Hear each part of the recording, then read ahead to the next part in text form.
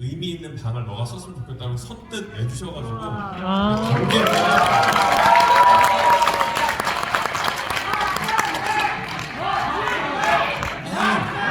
이거 정말 놀라운 일입니다. 왜 그러냐면 제가 요 332호 쓰고 있는데 저는 전임 의원님 누군지도 모르는 의원님 방이 비어서 배정받아서 들어갔는데 이렇게 원내대표님께서 본인이 쓰던 방, 보통 본인이 쓰던 방을 잘 안 내주는데 본인이 쓰던 방을 내주셨다는 게 놀라운 일입니다. 박수 한번 다시 한번 주세요. 자, 그러면 그렇게 내려주신 마음과 또 본인은 어떻게 해서 또 처음 815호로 들어가시게 됐는지 잠깐 말씀 좀 해주시죠. 사실 초선 의원들이 자기 첫 번째 방을 스스로 선택하는 경우는 거의 없죠. 예, 주어지는 방을 그냥 받는데요. 저도 815호를 그냥 받았어요. 운명이죠. 제가 2014년 4월 16일 날 굉장히 슬픈 일이 있었죠. 네. 세월호 사건이 있지 않았습니까? 제가 2009년 5월 달에 노무현 대통령 노제를 참석하고 난 다음에 민주주의 최후의 보루는 깨어있는 시민의 조직된 힘이다. 그 말 한마디에 가슴이 후벼파지는 것 같아서 잘하던 회계사 생활을 소홀히 하면서 시민사회단체를 쫓아다니다가 결국은 권한과 책임이 있는 정치를 하겠다. 그렇게 결심한 지 5년째 되는 해였는데요. 그때 세월호 사건이 있음에도 불구하고 그때 지방선거에서 우리 인천에서 송영길 의원이 아니 시장님이 재선에 실패합니다. 그때 굉장히 혼란이 왔었어요. 한 나라의 정치의 수준은 그 나라 국민의 수준을 넘을 수 없다. 막 이런 가슴을 후회파는 얘기가 생각이 나고 이럴 때 우리 지역에 시민운동하시는 분이 얘기를 하시더라고요. 어떻게 정치인이 주권자인 국민을 원망할 수 있냐. 어떤 환경과 사건에서도 선거의 결과는 우리 부족함 때문이다. 이렇게 정말 맞는 말이지만 가슴 아픈 얘기를 했고요. 저는 그거를 수긍하고 그날 동지들하고 백두산을 갔는데 백두산 천지를 딱 보면서 많은 사람들이 패배감을 느꼈던 것 같아요. 그래서 운동권 선배들은 내일은 해가 뜬다. 빼앗긴 들에도 봄을 오는가. 막 이런 민중가요와 옛날 노래를 부르면서 마음 아파했는데 제가 그때 분연히 일어나가지고 불렀던 노래가 뭔지 아세요? 안중근 의사의 영웅이었어요. 영웅. 제가 집회장에서 많이 불렀죠? 네. 하늘이여 도와주소서 우리 뜻 이루도록 하늘이여 지켜주소서 우리가 반드시 그 뜻을 이룰 수 있도록 그 이야기를 하고 그 다음부터는 그 선배들의 요구에 의해서 밥을 먹다 말고 술을 먹다 말고 아무튼 모임만 하면 그 노래를 부르라 그랬는데 그 노래를 부를 때마다 뻘쭘하지만 내가 한번 해볼까요? 불러라. 그때마다 불러라. 괜찮아. 불러라. 지금. 진행해야 될 게 너무 많아요. 지금. 그래서 짧게 얘기할 수가 서서히 좀 길었는데요. 그래서 그렇게 그 노래를 2014년 6월 달부터 부르기 시작을 했는데요. 2016년 4월 13일 그날 20대 총선이 있었고 제가 그 노래를 수백 번 불러가면서 선거운동을 했는데 민주당으로서는 단 한 번도 당선된 적이 없었던 인천 연수구 갑에서 제가 214표 차이로 했었습니다. 제가 당선이 되고 나서 가장 적은 표차로 민주당의 의원이 됐는데 제가 이기면서 123석 대 122석으로 한 석 차이로 기적같이 민주당이 1단이 됩니다.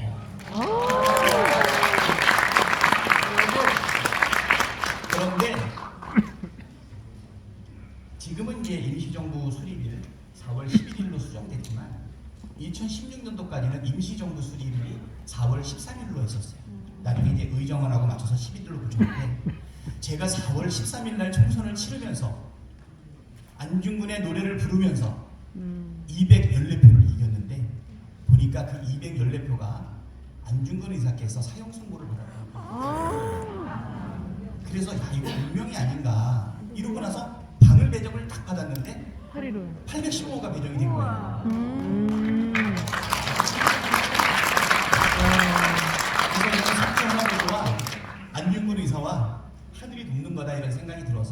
제가 815를 굉장히 애지중지했어요. 특히 회계사 출신이다 보니까 숫자의 의미를 엄청 부여했거든요. 그래서 제 방을 쓰고 있던 분이 그 방을 며칠 안 비워주셨어요. 윤호중 장관님이신데 매일 가서 언제 이 방을 비워주나 그랬던 기억이 있었습니다. 그 방을 애지중지하면서 8년을 썼는데요.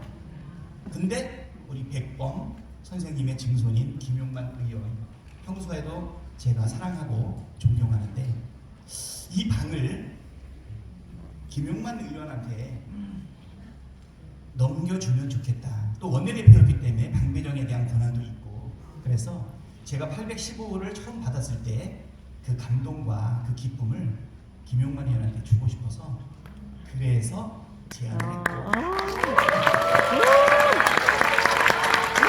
스토리가 이렇게 되고요.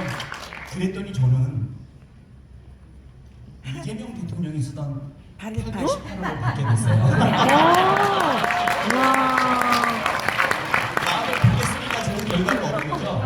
네. 2024년 그때 5월달에 방을 넘겼는데 818호는 언제 얻었냐면 2025년 6월 13일에 얻었습니다. 한 13개월쯤 있을 때 원내대표 딱 끝나고 나니까 818호 방이 비어 있어서 그 방을 옮길 수 있었던 것 같습니다. 이게 우리 둘이 815호를 쓰게 된 계기인데 독립운동가 후손의 방으로서는 최적 아닌가요? 딱입니다. 저는 곁들여서 저는 지금 박찬대 의원님께서 이게 의미가 있는 날짜들로 이렇게 된 게 참 우연이다 하는데 소름 끼친다. 저도 좀 신기했던 게 마찬가지입니다. 제가 이제 민주당에 들어와서 국회의원 선거에 나가겠다고 했을 때 이제 공천이 된 날이 3.1절이에요. 그리고 방금 이제 우리 박찬대 선배님이 말씀하셨지만 임시정부 수립이 바뀌었다 그러잖아요. 그 당선된 날이 4월 11일 임시정부 수립이에요. 그리고 나서 이제 들어왔는데 선배님이 또 8월 15일인 광복절 8.15 방을 물려주시게 돼서 저는 이 스토리를 믿을 수밖에 없고 저 또한 저도 하나만 말씀드리면 4월 13일 날 임시정부 수립일이었던 그날 20대 대선에서 제가 이겼는데 214표를 이겼다. 너무 기뻤죠. 그게 한석 차이 승리를 이끌어낼 수 있었고, 그래서 민주당에서 의장을 낼 수 있었고, 그해 말에 세월호 사건에 사실 최종 책임을 져야 될 박근혜 그 무능한 대통령의 국정농단에 대해서 우리 국민들이 촛불을 들고 일어나지 않았습니까? 그래가지고 탄핵을 시켰죠. 제가 2009년 5월달에 노무현 대통령 노제에서 민주주의 최후의 보루는 깨어있는 시민의 조직된 힘이라는 그 말 하나로 깨어있는 시민이 무엇인지, 조직된 힘이 무엇인지 찾다가 정치를 하게 되었고, 그리고 마침내 7년 만에 국회의원이 되었는데, 그 해에 세월호 때 그렇게 조금은 원망스러웠던 주권자들에 대한 생각을 고쳐먹고 나서 2년이 되지 않았을 그때 안철수의 분당으로 인해서 국민의당이 만들어지고 2대1로 싸우는 그 정말 불리한 상황에서 우리가 기적같이 일당이 되지 않습니까? 그래가지고 우리가 박근혜를 탄핵하고 새 정부를 세웠는데 그 날짜가 며칠인지 아세요? 5월 10일이었죠? 그날이 제 생일입니다.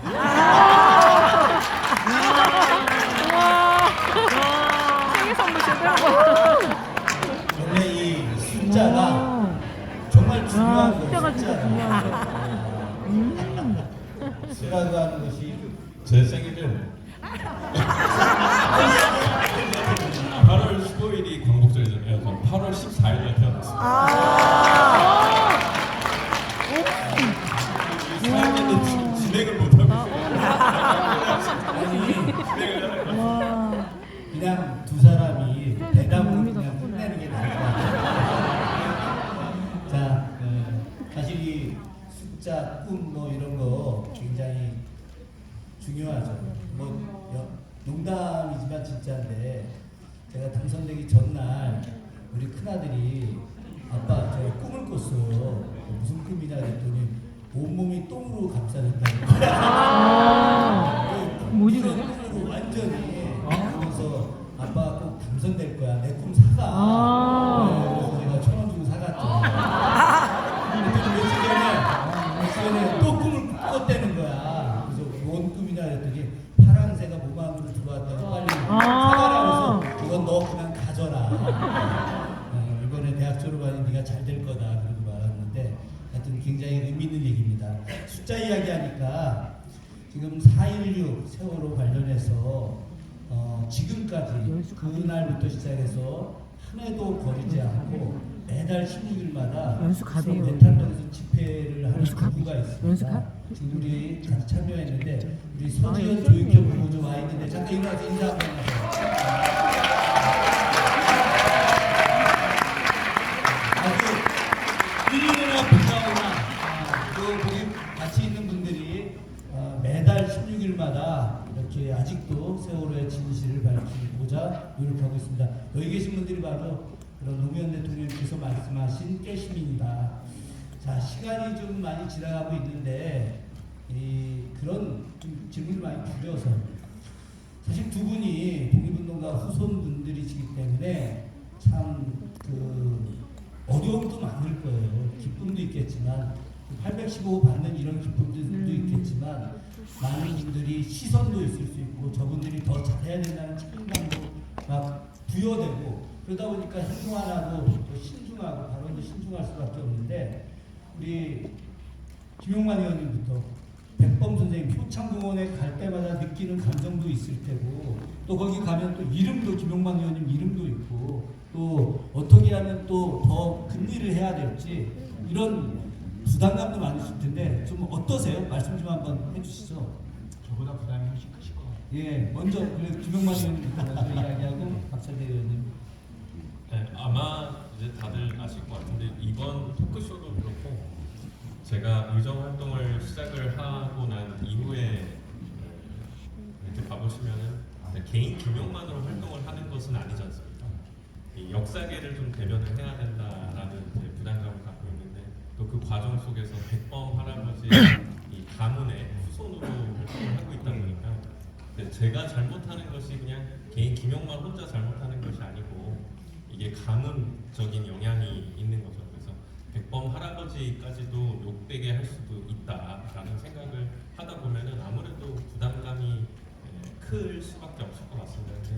또 그 부담감을 좀 상쇄시켜주는 게 아까 말씀 주셨던 그런 자부심도 또 있거든요. 그래서 백범 할아버지께서 힘든 부담감을 주시면서도 또 그분으로 하여금 자부심을 느끼면서 할 수 있게 올해도 아까 맹성규 의원님께서 얘기해 주셨던 것 같은데 백범 탄생 150주년의 해이면서 동시에 그 해를 기리기 위해서 유네스코에서 백범 기념회로 지정을 해주셨어요.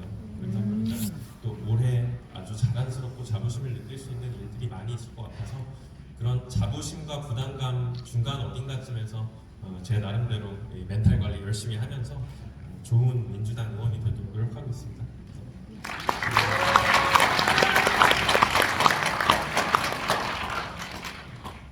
사실 어릴 때는 잘 몰랐어요. 일단 저는 반남박씨입니다. 어머니가 고성이시죠. 그러니까 정확하게 얘기하면 석주 선생의 임청각이 우리 어머니의 큰 집이에요. 안동에서 같이 지냈고요. 특히 마지막에 송부였던 허은 여사가 돌아가기 전에 인천 용현동에 구멍가게 하고 있는 작은 골목집에 오셔가지고 며칠을 계시다가 하셨던 그런 기억도 있었고 그 다음에 임청각에 지금 저기 이창수 종손이 있는데 저하고는 아주 절친한 친구입니다. 할아버지 때부터 계속 옆집에서 같이 살아왔던 집안이고요.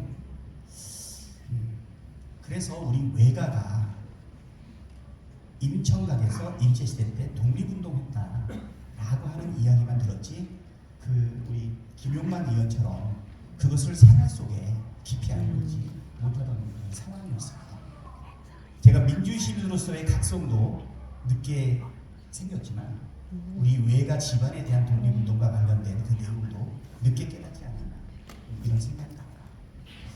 근데 우리 정치하는 사람들 여기 계신 분들은 믿어주시겠지만 항상 어떤 행동을 할 때마다 조심스럽습니다. 먼저 역사 앞에서 두 번째 국민 앞에서 또 또 신앙이 있는 사람은 하느님 앞에서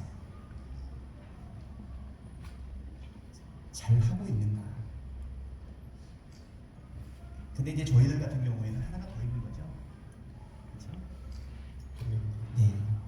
집안에 누가 되면 안 되겠다라는 생각도 같이 갖고 있기 때문에 때로는 자부심도 생기고 때로는 그것이 용기의 원천이 되기도 하는데 한편으로는 제 행동을 삼가하거나 아니면 부끄러워서 어떻게 해야 될지 저를 돌아보고 있는 그런 부분이 계기가 되지 않나 이렇게 생각이 되고요. 가장 큰 부담은 어느 장소를 가든지 영웅을 불러달라고 요청하는 겁니다. 네. 불러라. 너무 잘하시니까. 아까 우리 모경정 의원님께서 말씀하셨지만 우리 국민들이 그 어려운 인구의 세월과 어려움을 극복해 나가는데 함께했던 것이 가장 중요하다고 생각이 되고요.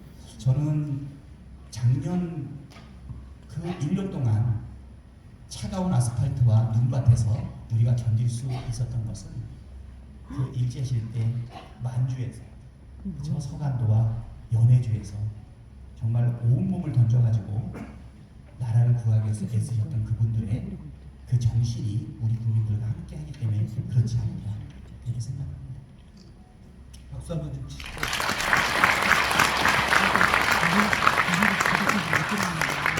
독립운동을 한다는 것이 어떤 일일까? 우리가 이제 노블리스 오블리주 이야기 많이 하는데 특히나 신흥무관학교 세우신 우당 이혜영 선생님 집안 이야기 많이 하지 않습니까? 우당의 육형제들. 근데 둘째였던 그 이소경 선생 돌아가실 때 굶어서 돌아가셨어요.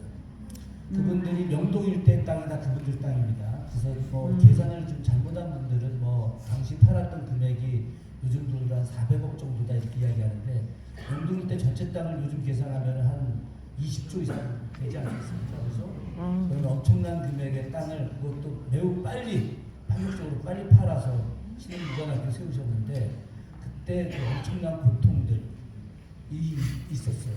근데 여기서 제일 힘들었던 분들이 어떤 분들이었느냐? 바로 그분들의 부인들, 며느리들, 딸들이었습니다.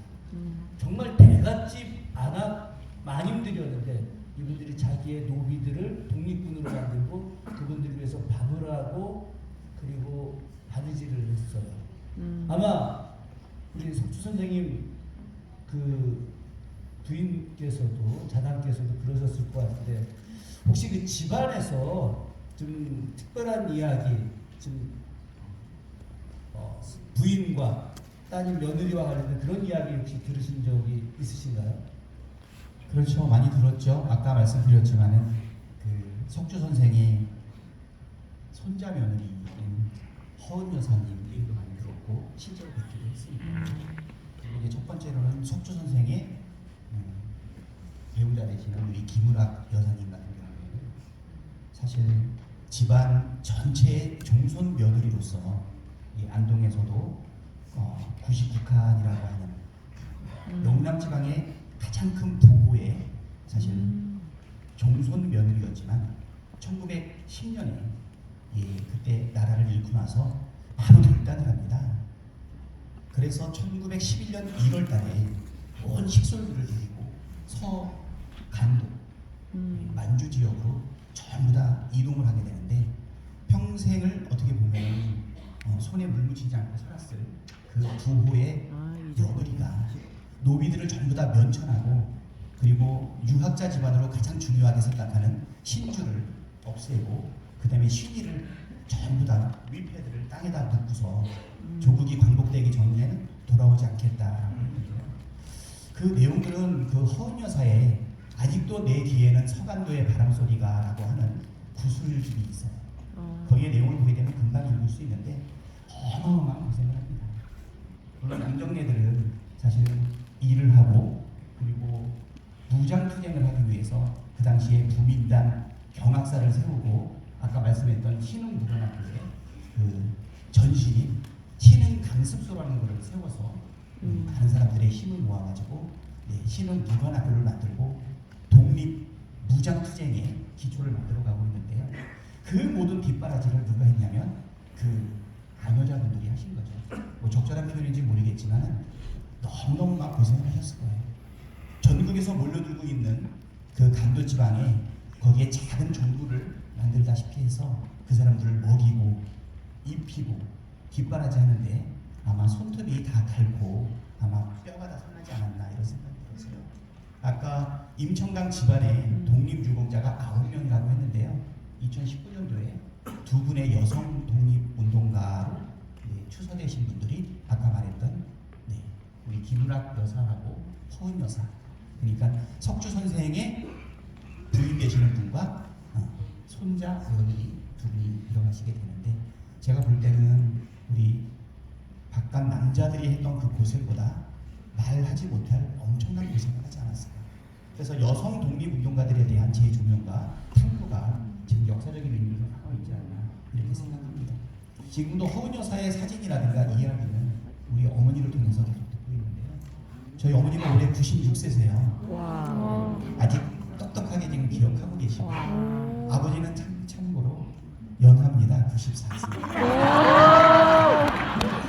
저희 우리 친가도 안동에서 반남박가라 그러면 그래도 꽤 행사하는 집안이었는데 우리 외가가 워낙 강해서 우리 엄마가 고성이시고요. 엄마의 외가가 의성 김씨입니다.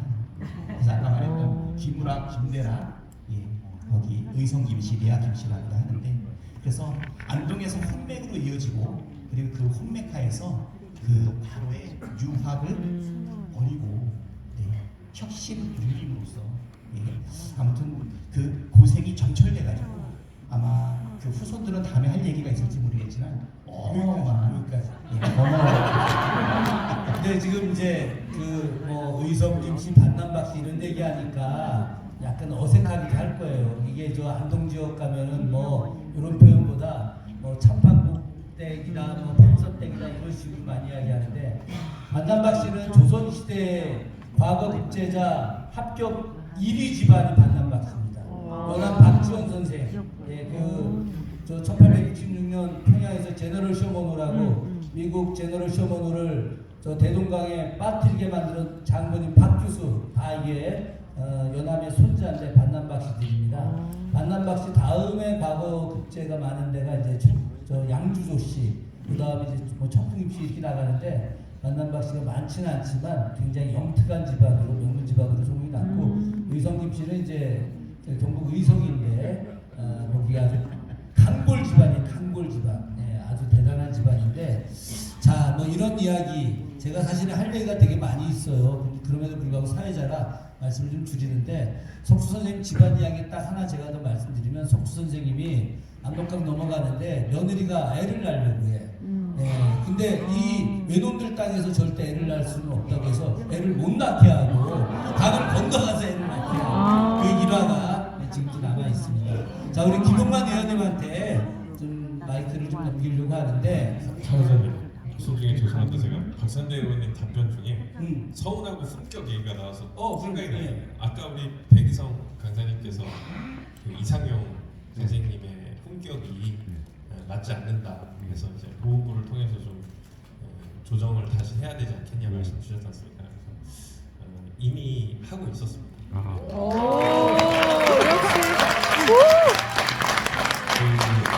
지금 이상용 선생님뿐만이 아니고 우리 김상옥 선생님의 지금 증손녀도 여기 와 계신 것 같고, 김동산 선생님의 사무국장님이신 김원일 선생님도 여기 계신데, 김동삼 선생님, 김상옥 선생님, 이상용 선생님, 박은지 선생님, 이동현 선생님, 이런 분들 되게 많습니다. 지금 품격이 맞지 않는, 적합하지 않은 수준에서 평가 절하되어 계신 분이 13분이 계십니다. 그래서 이번에 보훈부 장관님이랑 같이 이재명 대통령님이랑 이분들의 품격을 올려야 된다 해서 13분에 대한 품격을 재심사할 겁니다.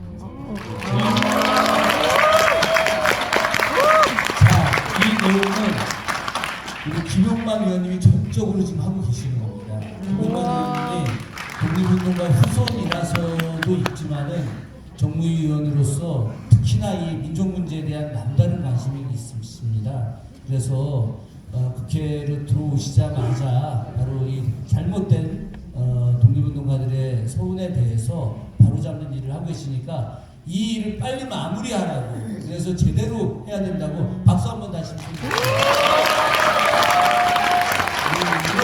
원래 지금 말고 시간이 많지 않아서.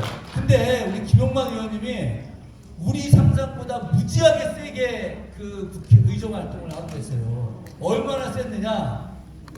야, 이건 진짜 놀라울 정도로 해방 이후에 단 한 번도 이야기하지 못했던 이야기를 우리 젊은 김용만 의원님 하신 거예요. 어떤 이야기인지 본인이 직접 파묘 이야기를 한번 해주시면.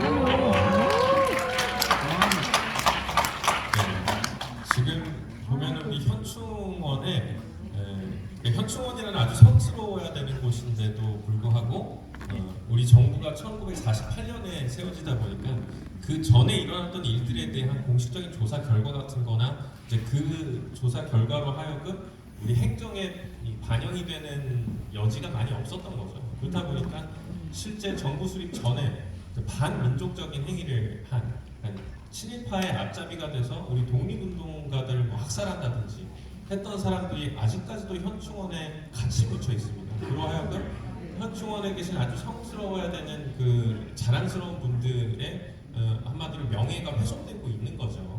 그래서 그 부분을 다시 바로잡아야 된다 해서 사실 과거에 여야가 합의를 통해 가지고 친일 행위라는 것을 다 정의를 내린 바가 있습니다. 그러니까 이거는 뭐 이제 와가지고서는 뭐 이거는 친일 행위 아니 이럴 게 아니고 이미 과거에 만들어져 있는 정의를 기준으로 해서 우리가 안장 심사를 한번 해보자.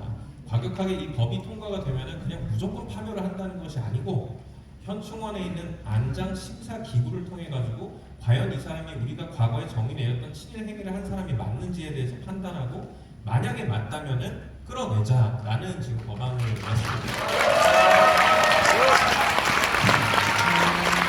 이게 아직까지도 왜 이 야당에서 자꾸 딴지를 걸고 방해를 하는지 모르겠습니다.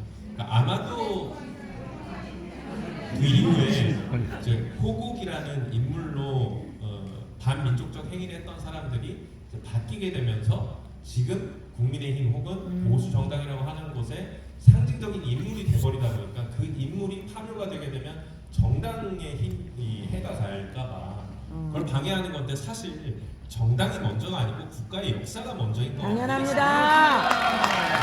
정당을 올려서 벗어나야 하는 거기 때문에 저는 만약에 이거를 여야가 합의하지 않는다 그러면 지금 지도부에게 강력하게 요청하는 것이 이거는 우리가 의석수가 많을 때 지금 이 순간에 이재명 정부가 또 역사에 관심을 많이 갖고 있을 때 그 힘을 가지고 밀어붙여야만 한다.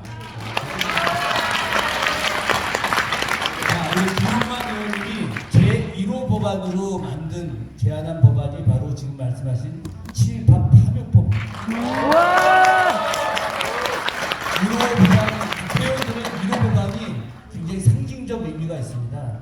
사실 저는 교육위에 있기 때문에 제1호 법안이 학교 밖 청소년 지원법인데 아직도 상임위 통과도 안 되고 있어요. 그래서 제가 굉장히 가슴이 답답한데 친일파 파묘법도 아직 제대로 통과 진행이 안 되고 있죠. 이게 쟁점 법안이라고 인식을 해서 좀 밀리고 있는데 이제는 우리가 여당이 됐고 이제 24년까지만 해도 야당이었다 보니까 그런데 여당이 돼서 말씀하셨던 좀 쟁점 법안들이 이제 저희가 좀 추진을 했으면 좋겠고 할 거라고 보입니다. 예, 꼭 법안이 통과되도록 같이 힘 모아주실 거죠? 여러분, 박찬대 의원님 하면 떠오르는 게 어떤 걸까요? 굉장히 많은 게 있습니다. 뭐 노래 영웅도 있을 수 있고 그 돈 잘 버는 회계사 때려치고 어려운 길로 들어가고 뭐 이런 여러 가지가 있겠지만 내란 정국, 계엄 정국에서 원내 대표로서 이재명 맞아요. 대표님과 함께 네. 맞아, 윤석열 파면 이끌어내고 그리고 그 원내 대표의 역할로서 이재명 정부 탄생시킨 주역 아니겠습니까? 맞습니다. 정말 해방 이후에 가장 큰 정치적 역정을 담당했던 저는 분이라고 생각을 합니다. 그래서 관련해서 질문 좀 드리도록 하겠습니다. 그것이 우리 독립운동가의 핏줄이 작용이 좀 된 겁니까? 그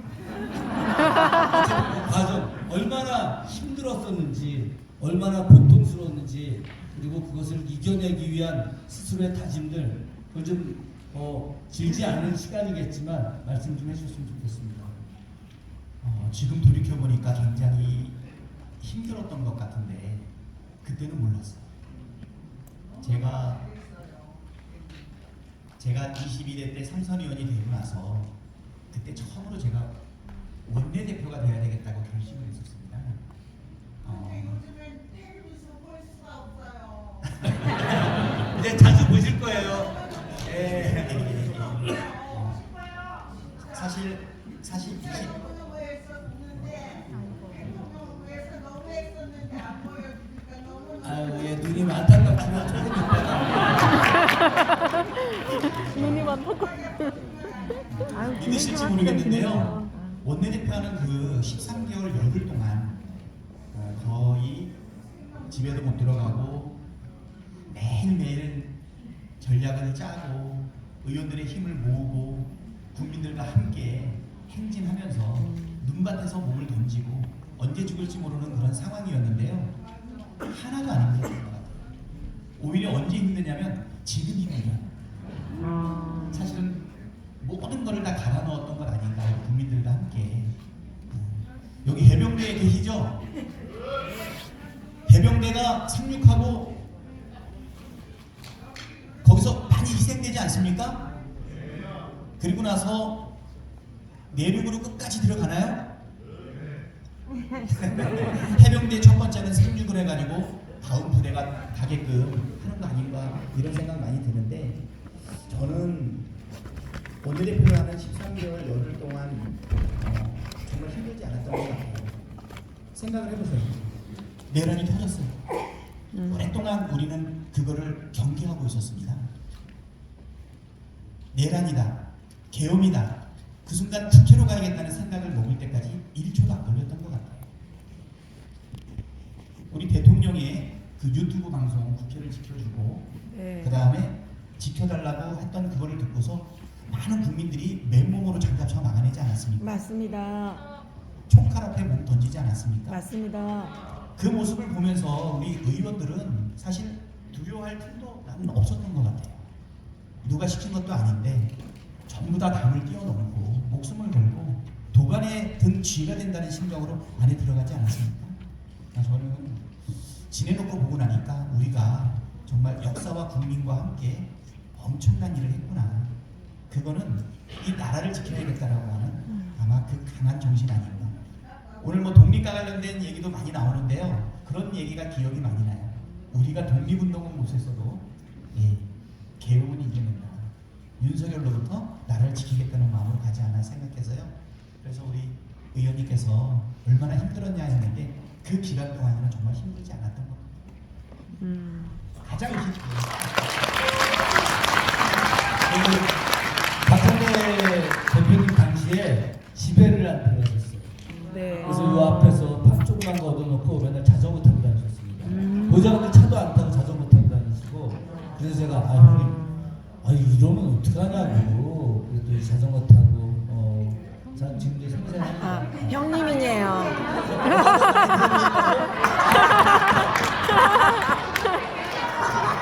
우리 이미든 비서관이 아침에 머리도 만져주고 화장도 시켜줬는데 참고로 양문석 의원이 저한테 형이라고 해요.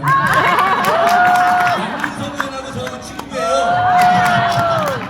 자, 너무 우리 동안이시구나. 언론에서 전혀 들을 수 없었던 이야기 하나 좀 듣도록 하죠. 언론에서 아예 들을 수 없었던 오로지 김용만 의원님만이 알 수 있는 이야기. 이번에 대통령님 중국 국빈방문 가셨을 때 맞아. 우리 김용만 의원님이 수행해서 같이 간 거 아시죠? 네. 그때 상해 임시정부 청사 간 것도 아시죠? 네. 그때 뭐 뉴스에서 그냥 화면만 나오고 그러는데 그때 김용만 의원님이 옆에 계셨거든요. 네. 그래서 김용만 의원님 우리가 모르는 당시 대통령님의 에피소드 이런 거 우리 김용만 의원님과 같은 이야기 한번 해주시기 바라겠습니다. 박수! 일단은 대통령님께서 이렇게 지명을 하셔가지고 불러주실지 몰랐는데 감사하게 불러주셔가지고 또 영광스럽게 예전에 모시던 당대표님이 이제 한 나라의 수장이 되셔가지고 그 전에 계셨던 임시정부 우리나라를 대표했던 수장들에게 인사를 하는 과정에 함께 하라고 얘기를 이렇게 하셨다는 거예요. 그래서 너무 감사한 마음에 이제 쫓아갔죠. 근데 이 대통령이 되셨다 보니까 가서 뭘 해야 되는지 정말 하나도 안 알려주는 거예요. 그래서 어디를 언제 가고 저는 그럼 뭐 하나요 이런 거 안 알려주다가 갑자기 이제 그 영상에서 보셨겠지만 대통령님이 김영만 의원 좀 이따가 나와가지고 한마디 하라고 그 많은 분들이 보실 뉴스 그리고 그 대통령님 네 분이 앉아 계신 데서 급조를 해가지고서 말을 해야 되다 보니까 너무 떨렸던 거죠. 그래서 나름대로 그래도 평소에 생각했던 것들을 말씀을 드렸는데 반응은 나쁘지 않아서 참 다행스럽게 생각을 하고요. 또 하나가 우리 독립운동가 후손들에게 염원 중에 하나가 상해 임시정부 청사가 조금 더 번듯하게 바뀌는 거였어요. 가보신 분들은 알겠지만 정말 좁습니다. 거기가 정말 좁고 좀 초라한 상황에 놓여져 있는데 그게 또 바로 옆에 신천지라고 하는 신天地라고 하는 아주 번화가 속에 있다 보니까 더 상대적으로 초라해 보이거든요. 근데 요번에 제가 이제 들어보니까 대통령님께서 이제 순발력이 좋으시잖아요. 상황 판단 능력도 좋으시고, 그러니까 이제 중국 정부 측과 어떤 내용을 설명할 거면 무슨 대화를 할 건지에 대해서 사전에 조율을 합니다. 근데 의제에 올라가 있지 않았던 임시정부 청사 확장을 대통령님이 그 상해 부주의님한테 즉석에서 제안을 해버리는 거예요. 그러면 부주의님께서 이제 분위기가 좋고 관심을 너무 많이 갖고 계시고 이런저런 질문을 다 하니까 부주의님이 그 상황에서 그러면은 임시정부 청사를 늘려가지고 기념품을 좀 팔고 뭐 이런저런 공간을 쓰자라는 대통령님의 의견을 수렴해서 그렇게 하겠습니다 하고 악수까지 해버린 거예요. 제가 그 이후에 이제 보훈부 쪽에다가 여쭤보니까 실제로 중국 측이 이 공간을 확장하면은 어떻게 쓸래? 뭐 기업들이 들어오는 것도 나쁘지 않을 것 같고, 뭐 기념품을 파는 것도 나쁘지 않을 것 같고 그런 제안을 할 때 원래 중국 측에서 굉장히 보수적으로 경계하면서 진행했던 거에 한국 측 의견을 이제 받기 시작을 했답니다. 그래서 나중에 원래 지금 이제 가보시면은 3호, 4호, 5호만 이렇게 짧게 쓰고 있는데 거기에 1호, 2호까지 더해져서 기념품도 파고 우리 기념관으로서 사용할 수 있는 공간의 여지를 이제 더 늘리는 것까지 외교부, 보훈부, 지금 문체부 이렇게 이제 대화를 시작했다고 해서 너무 감사하게 생각하고 기다리고 있습니다. 상해 임시정부 청사를 가보시면 굉장히 작고 그 청사 안에 백범 선생님 가족들도 같이 사시고 올라갈 때 삐걱삐걱대고 좀 그렇습니다. 그래도 굉장히 상징성이 있기 때문에 여기 계신 분들 꼭 좀 가보셨으면 좋겠고 조금 전에 김용만 의원님 말씀하신 신천지 우리 신천지가 아니에요. 이게 신천지입니다. 완전히 새로 만들어서 우리 뭐 표현으로 하면 천지개명했다고 하는 뭐 그런 정도 수준인데 거기에 상해 임시정부 청사에서 조금 가면 그 신천지 안에 아까 그 김규식 선생님 얘기 나왔지만 우리나라 최초 정당이 신한청년당이라고 하는 정당이 있습니다. 유사 김규식 선생이 만들어서 1999년 파리 강화회의에 참석을 하게 되는데 거기에 신한청년당에 건물이 있었던 공간도 있습니다. 그래서 같이 다 보시면 좋을 것 같고 더민주 하나 되는 대한민국에서 3월달에 상해 임시정부 방문 기획도 하고 있으니까 같이 참여해서 가시면 도움이 될 거라고 생각합니다. 저희가 원래 기획된 시간이 12시인데 벌써 이제 12시 10분이 됐어요. 여러분들 또 옆에 나가서 또 점심 식사도 하셔야 되는데 식당 좀 여는 뭐 이런 것도 오늘 토요일날 특별히 지금 여러분들 때문에 지금 아마 하게 되는 걸로 제가 알고 있는데 더 이상 이렇게 하면 좀 뭐 시간이 계속 진행될 것 같아서 좀 아쉽지만 여기서 우리 두 분께서 앞으로 굉장히 큰 정치적 역할을 하셔야